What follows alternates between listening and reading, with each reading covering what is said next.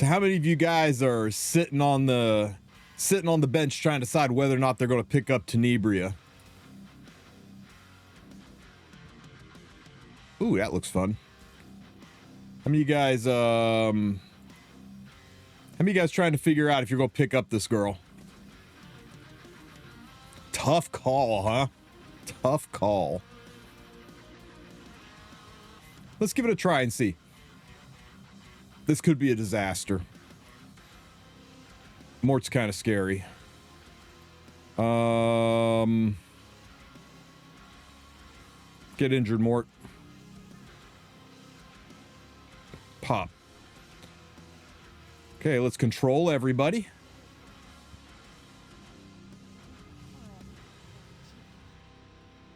Oh my god, it's too good. Let's do this to everybody.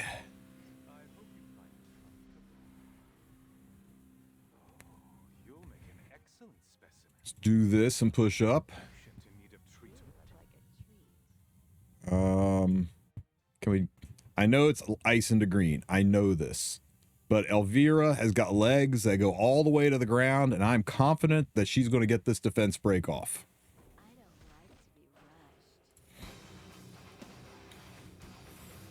Don't disappoint me, girl!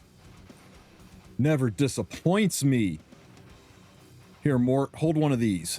Pow, pow. Stupid holy sacrifice. Stupid holy sacrifice.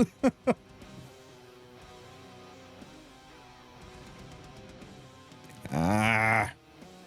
Shake it off, girls. Shake it off. Nice, nice. Who's going next that I don't want to go next?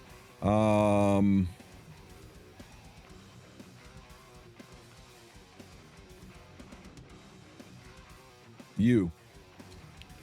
Pop. This is where we piss off the child. But that's okay. A couple of people are blocked. Pow, pow, pow. Oh, frickin' A. I love Unity set on Ray. Love Unity set on Ray. It's too good. Pop. Oh, I'm not going to piss off the child because I took Elvira because I'm too smart. I'm too good at this game. Everybody say bye, Mort. Because it's time for the giant rat gun. Giant rat gun. Oh, no. It's too good. What you going to do with that heal? Not give it to anybody who's blocked? Hey. Hey, Senya. You're tired. Go to sleep. Ooh. Death. The ultimate sleep. Blammo. Okay, BBK. How about you get ruptured? Oh, we didn't control her. It's okay. We can take this. Ray, I said we can take this. Ray, you're embarrassing me now.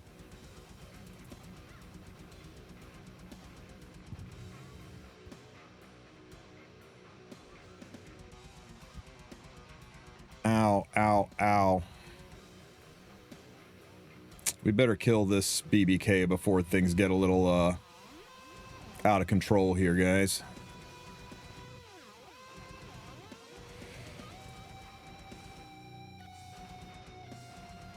Giant rat gun. Is the giant rat gun going to be enough for the pop damage to kill BBK? I guess let's not be greedy. Let's just play it safe. Giant rat gun! Pop.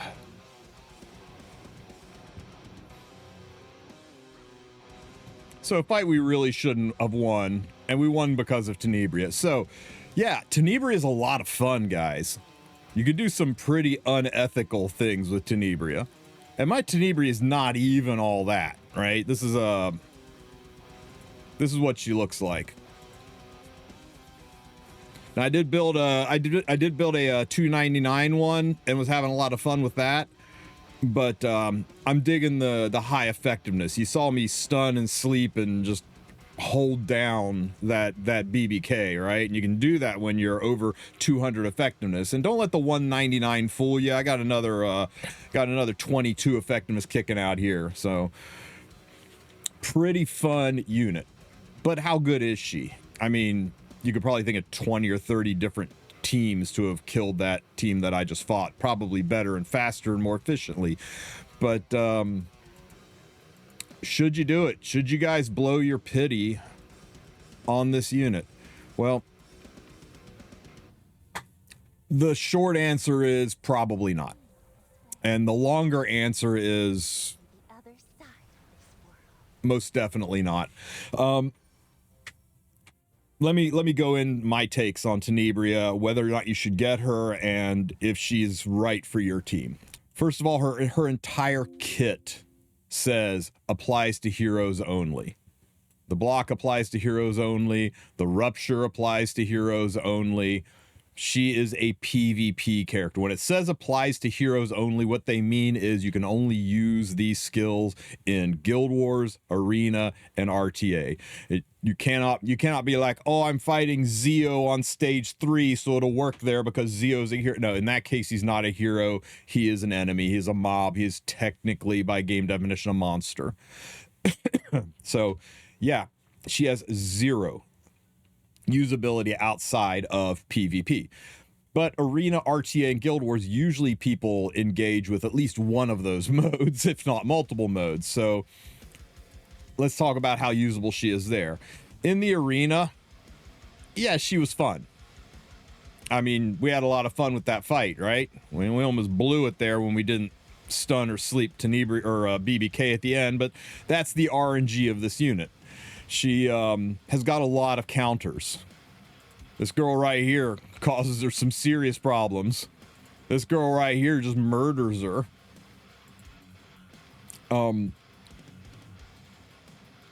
There's some others that aren't even shown here. Green Celine can be a problem. Not the easiest unit to unload in a modern meta in Arena. Now, you can try to use her in Guild Wars, right? And you might be able to find a handful of fights. I've even seen her on a couple of Guild War defenses.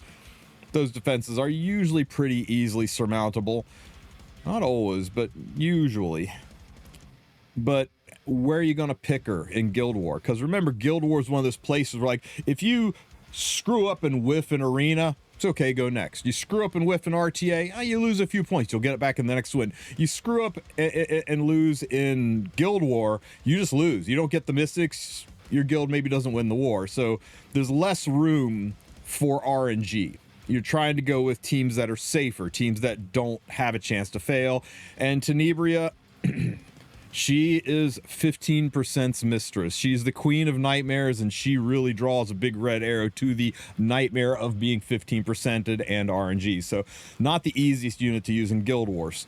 That leaves us with RTA, and how good is she going to be for you in RTA?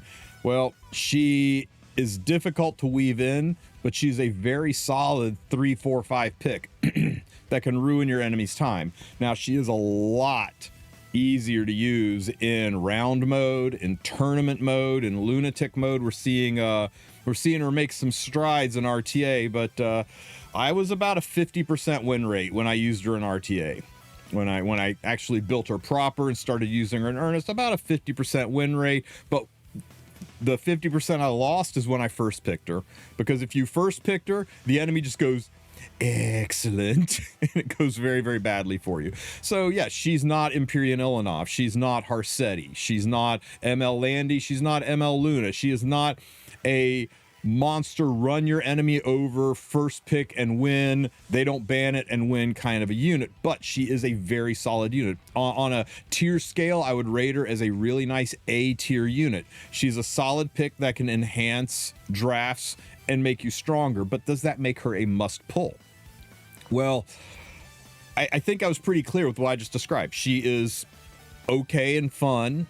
in Arena. She is minimally useful in Guild Wars, and she is a solid pocket pick in RTA who can advance a team, but is probably not your go-to unit, probably not your mainline unit. I doubt when you look at anybody's GG statistics, you're going to see her in the top 5 units they drafted units. It's not going to be a favorite unit, but a nice tool for the tool belt and a nice unit to help you win certain teams or win certain fights. Yeah, so what if you're sitting at pity? What if instead of 197 from pity, you're, I don't know, say 7 from pity?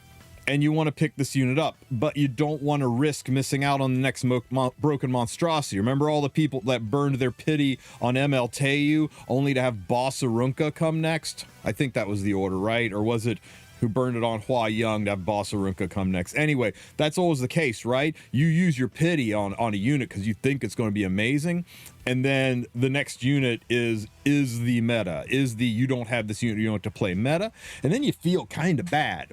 So what you can do if you're sitting 7 away from pity and you've got 7, 8, 10,000 mystics to spend, switch it to the 4-star banner. You switch it to the 4-star banner, and now you're pulling against the 4-star pity. Here on the 5-star banner, you're pulling against your 5-star pity. Here you do a summon, and that 197 drops down to 196. But if you're on the 4-star banner and you do a summon, that 64 drops to 63, but that 196... Oh, shit, I just hit the wrong button. But that 196 is still 196. It doesn't lower, so you don't lose your pity pulling on the 4-star banner. And the odds of getting ML Tenebria are 0.625. Oh, God. This pity system's brutal. 0.625% chance. A 6 in 1,000 to get the unit, right? It's not great odds, but it can still happen. And if you switch to the 4-star banner, the odds are still 0.625. It's the exact same chances to get it. And if you pull the 5-star while you're on the 4-star banner, it's not impacting your 5-star pity, so it will not reset your pity. Just like if you're over here and you pull Watcher Shuri, your 4-star pity will still be the same. It doesn't see it. So it's a way to just throw some random shots. Now, it doesn't mean you'll get her. Friend of mine, Baka, he did 200 pulls with this method. He did 200 pulls on the Watcher Shuri banner, and he pulled Tenebria that way. He luck sacked into her, and he keeps his 10 from pity. Okay, see? He's on the 4-star banner. He's 99 summons away from pity. Let's go! And he freaking one-tap. Well, he didn't one-tap, and he did 2 10 pulls and then a handful of singles. And on his last 10 pull, he picks her up. And if you jump ahead, you'll see he is still 50 from pity on his 5-star summon. It did not reset his pity. So there's proof to you it works. Now, I will also talk about my friend Professor Loki, who spent 3,000 mystics doing this and got nothing but a 5-star artifact. So that can happen too. It's not foolproof, but if you're sitting there and you really want to take a swing at Tenebria and you don't want to burn your pity, you don't want to risk missing out on what's next, that is something you can do to spend your overages while you're sitting at your pity and protecting your pity. But for those that don't have that option, is she worth the pity? And that's the big topic that we're talking about. Is she worth the pity? If you are a top-end RTA player, if you have designs on pushing into Emperor, into Legend, if you like the idea of going for the E7 World Cup next year, that kind of stuff, then yeah, you probably want to have her, because if you are a top-end mechanic, you want every tool possible in the toolbox. So if you want to be a top-end player, you don't want to be like, oh, this would be a perfect place to draft this unit if I only had it. So yeah, those kind of people pick her up. If you are a Tenebria simp and you just want to have her because it's heckin' Tenebria, well, of course, when it comes to choices made between the big head and the little head's always going to win. If it makes you happy, if you enjoy having her on your account, if she looks like fun, and let me tell you what, Baka got her and took her into RTA and had a shit ton of fun with her. It wasn't the unit that set his account on fire, but he had some solid wins with her and really enjoyed it. He's in chat right now saying she's the reason he pushed to Emperor. Now, I don't think she's the reason she pushed to Emperor, but I watched him do it and she definitely helped. So if that's the case, if that's your kind of gameplay and that you're that kind of player, go ahead and get her. But if you don't engage with RTA at all, other than just to get your master's frame, no, hard pass, wait for something better. If you only casually do RTA, you maybe push to champions and that's about it, but you don't play it that often, then you can pass, you can skip her, you can wait for something better.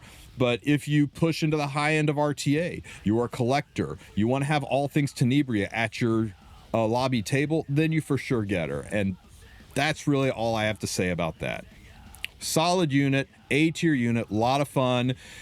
You don't want to spend your pity on it and have the next unit, whether it's ML Ras or not, be insane. Now, as to ML Ras, I will reiterate again, all of us are assuming ML Ras has not officially been announced. We all think he's next. We don't know. Is he free? Is he even an ML unit? Is he an RGB? Is he a limited? Or is he the next ML5? We don't know if he is after Tenebria or if there's going to be a spacer banner between him and Tenebria to hide his kit. Some people are saying wait till the end of this banner to see what Ras's kit is. I can tell you, if I was Netmarble guy, there's no way I would let you see the next ML5's kit while I'm selling the current one, but crazier things have happened. So hopefully that helps you guys make your decision. I think it's as clear as mud for everybody now as to whether or not you should get Tenebria. If you have any questions, ask them in the comment section. Don't forget to like and subscribe. You guys have a great rest of your week.